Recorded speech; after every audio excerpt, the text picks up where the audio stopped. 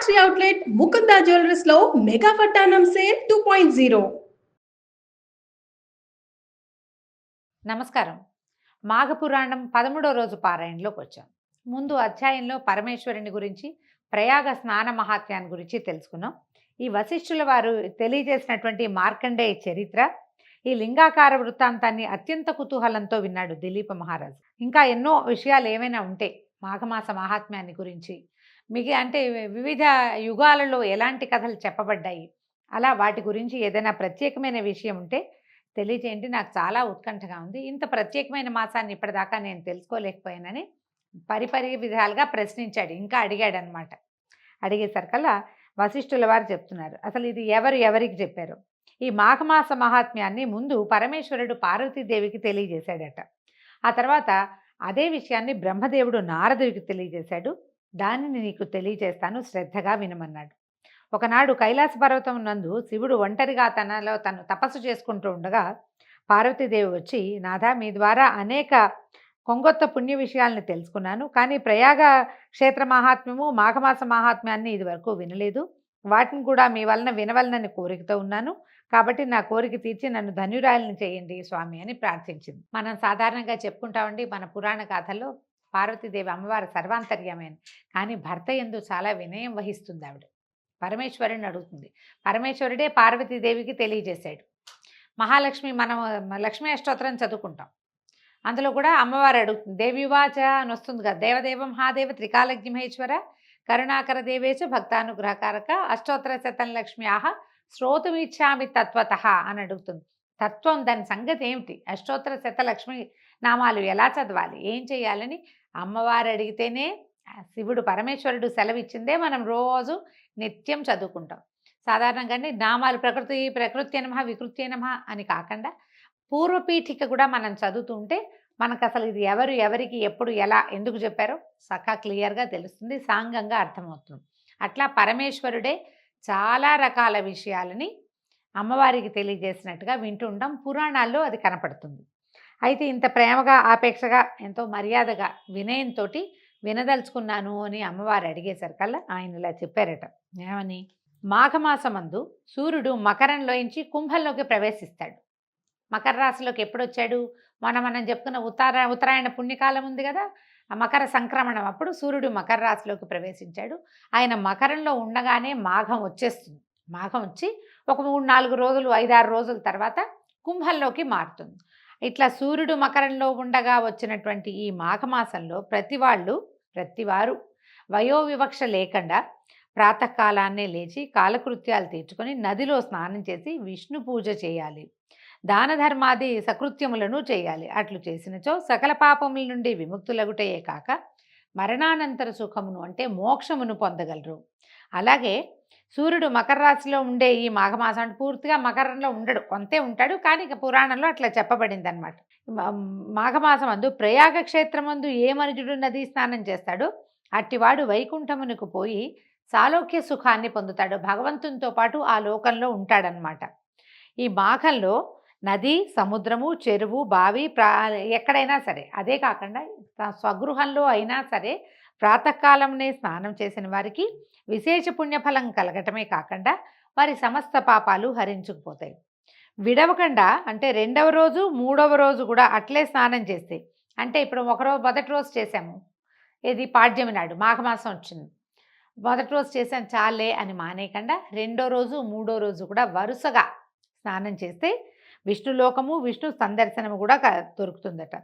మాఘంలో ప్రయాగ క్షేత్రంలో త్రివేణి సంగ స్నానం చేసిన వారు జన్మరాహిత్యాన్ని కూడా పొందుతారు. వరుసగా 3 రోజులు అనమాట. తొలి రోజు, 2వ రోజు, 3వ రోజు అంటే పాడ్యమి ప్రతిపద్దినము నాడు, ద్వితీయ తృతీయుల యందు విధియ తదియల్లో కూడా ప్రయాగ క్షేత్రంలో త్రివేణి సంగమంలో స్నానం చేస్తే ఇక వాళ్ళకి మరు జన్మ లేదట, జన్మరాహిత్యాన్ని పొందుతారు. ఈ మాఘమాసంలో ఎలా చేయాలట? ఏ నీటి తావైనా సరే, నది, చెరువు, బావి, కాలువ లేదా గోష్పాదము మునిగేంత నీరున్న ప్రదేశమైన చిన్న కుండ్రంలో కూడా, చిన్న చెరువులు, దొరువులు ఉంటాయి, ఊళ్ళల్లో కనబడతాయి. ఇప్పుడు ఎక్కడున్నాయండి దొరువులు? అన్నీ బోర్లే కదా మనకుంది, పాతకాలం కాబట్టి చెప్తున్నారు అంతే. కొద్దిపాటి నీళ్ళ, ఇక్కడ ఎన్ని నీళ్ళున్నా ఇందులో స్నానం ఏమిటి అనుకోకూడదు. భూ సంబంధమైన జలాలన్నిట్లలో కూడా స్నానం మంచిదన్నమాట.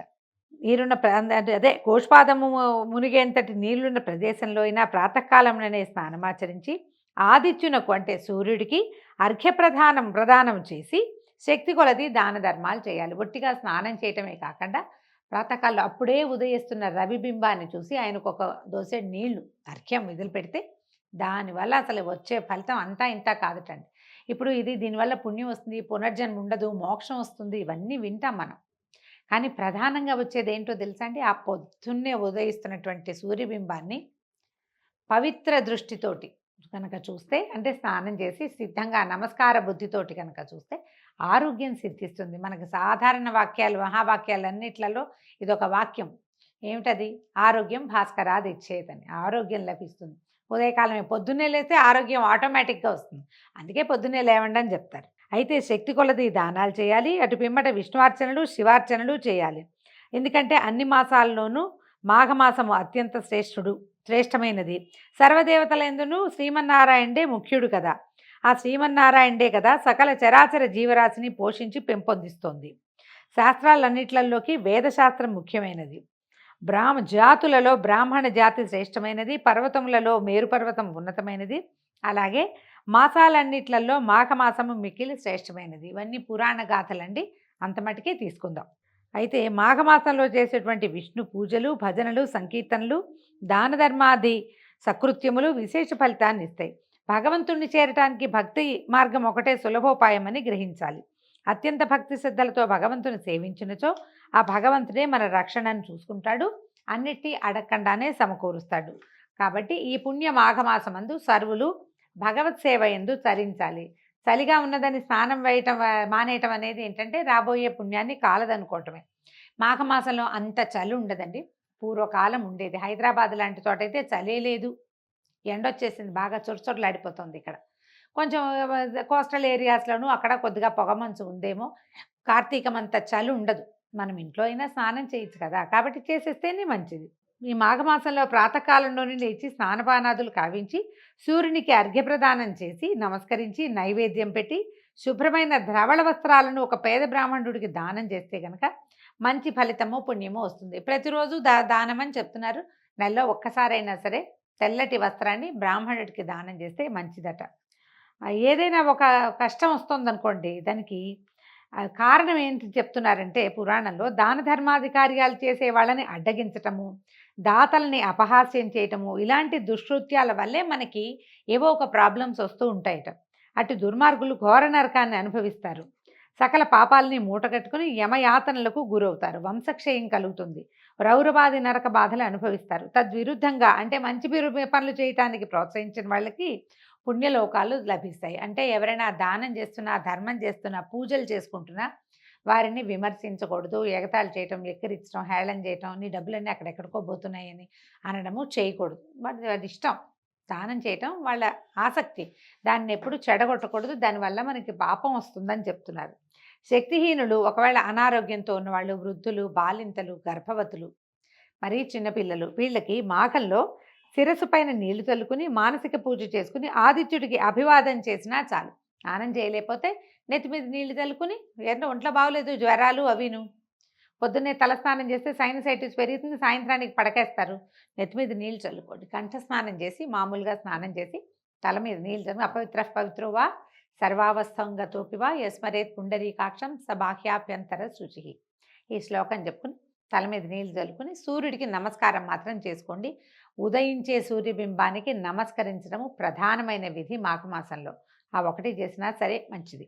తర్వాత అట్టివారు అంటే ఇలా చెయ్యలేని వాళ్ళు, స్నానాలు అవి చేసి అక్కడికి ఇక్కడికి వెళ్ళి దాన ధర్మాలు, గుళ్ళు గోపురాలు తిరగలేమనుకునే వాళ్ళు మాఘమాస మహాత్మ్యాన్ని వినడం కానీ చదవటం కానీ చేసినచో అట్టివారు తమ 7వ జన్మాంతం నందు విష్ణుపద ప్రాప్తి నొందుదురు. ఇవాళ రేపు రాదండి. ఇప్పుడు కనుక నేను చెప్పే మాఘపురాణం విన్నారంటే ఇక్కడి నుంచి 7 జన్మల తర్వాత మనకి విష్ణుపదం వస్తుంది, ఎన్ని పాపాలు చేసినా కూడా అని అన్నమాట పాయింట్. మాఘమాస ఇప్పుడు దరిద్రాలు, ఇప్పుడు మనం చేసుకున్న పాపాలు తొలగిపోవాలంటే మాఘమాస విధులు చాలా శ్రేష్టమైనవి, పుణ్యదాయకమైనవి. ఈ మాసంలో 30 రోజులు క్రమం తప్పకుండా పూజా పునస్కారాలు, దాన ధర్మాదులు, భజనలు, ఆలయ సందర్శనాలు, భగవంతుని పట్ల శ్రద్ధ ఆసక్తి ఉన్నట్లయితే 100 అశ్వమేధయాగాలు చేసినంత పుణ్యం లభిస్తుంది. బ్రాహ్మణులకు దక్షిణ తాంబూలాలిచ్చి సంతృప్తి పరిస్తే ఎనలేని పుణ్యాన్ని సంపాదించుకోగలుగుతారు. ఆ బ్రహ్మహత్యాది ఘోర పాపాలన్నీ నశించిపోతాయి. ఈ మాఘం మాసం నందు అన్ని రోజులు కడు నియమనిష్టలతో ఉంటే అతనికి రౌరవాది నరకాల నుంచి అతడే కాకుండా పితరులు కూడా, ఆయన తాత తండ్రులు కూడా అనేక నరకాల నుంచి విముక్తులగటమే కాకుండా గతించిన తన వారిని తాత తండ్రులను కూడా విముక్తుల్ని చేస్తాడు. మనకే కాకుండా మనకి రావు నరకాలు, మన తాత ముత్తాత ఏదైనా నరకబాధలు పడుతుంటే కనుక 7 ముందరి తరాలు కూడా తరింపబడతాయట. పార్వతి మాఘమాస మహాత్మ్యము, నదీ స్నాన ఫలితము ఇత్యాదులను చెప్పి తిని, కాబట్టి ఇది ప్రచారంలోకి తీసుకురండి, ఇది ప్రచారం చేయాలి, నీవును అట్లే చెయ్యి అని పార్వతీదేవికి భగవంతుడు చెప్పాడని చెప్తారు. కానీ పార్వతీదేవికి అవసరం ఏముంది, మనకు అవసరం. ఇంకెవరికైనా ఇది బోధించమని. మాఘమాసంలో ఒక్కసారైనా స్నానం చేయండి, అలాంటి మాట అయినా విని ఒక్కసారైనా సూర్యదర్శనం చేయండి, ఇలాంటి మాటలు పిల్లలకి చెప్పండి. మనం అదే చేయగలుగుతాం కదా. పని వాళ్ళకి ఎవరో మన కింద సబార్డినేట్స్ ప్రాబ్లమ్స్లో ఉన్నారు, చాలా సమస్యలుగా ఉన్నాయంటే మాఘమాసంలో చేయండి. ఇది ప్రధానంగానండి జాతకాల్లో రవి తాలూకు స్థితిగతుల్లో అనుమానం ఉన్నవాళ్ళు, ఉద్యోగాల్లో పోస్టింగ్ సస్పెండ్ అయిపోయిన వాళ్ళు, ఉద్యోగాలు పోయిన వాళ్ళు, ఉద్యోగం రాకుండా ఉన్నవాళ్ళు, గవర్నమెంట్ ఉద్యోగం కోసం తీవ్రమైన ప్రయత్నం ఎన్ని సంవత్సరాలు దండయాత్రలు చేసినా రాని వాళ్ళు, ఇలాంటి వాళ్ళకి ఇది ఉపయోగపడుతుందండి. మాఘమాసం క్రమం తప్పకుండా ఈ నెల రోజులు స్నానం చేసి సూర్యదర్శనం చేసి అర్ఘ్యప్రదానం చేసి నమస్కారం చేసుకోవటం, ఏదైనా కలిగినంత దానం చేయటం లాంటి సాధారణ విధులు పాటించిన మన జీవితానికి ఒక నియమము పద్ధతి ఏర్పడతాయి. తర్వాత నెల అలవాటైపోతుంది ఇది చేయటం. అందుకని పురాణంలో ఇలాంటి ప్రత్యేకమైన పద్ధతులు నెల రోజులు చేయండి అని చెప్తుంటారు. దీంతో 13వ రోజు పారాయణ పూర్తయిందండి. రేపు ఉదయం మళ్ళీ 14వ రోజు పారాయణతో కలుసుకుందాం. నమస్కారం.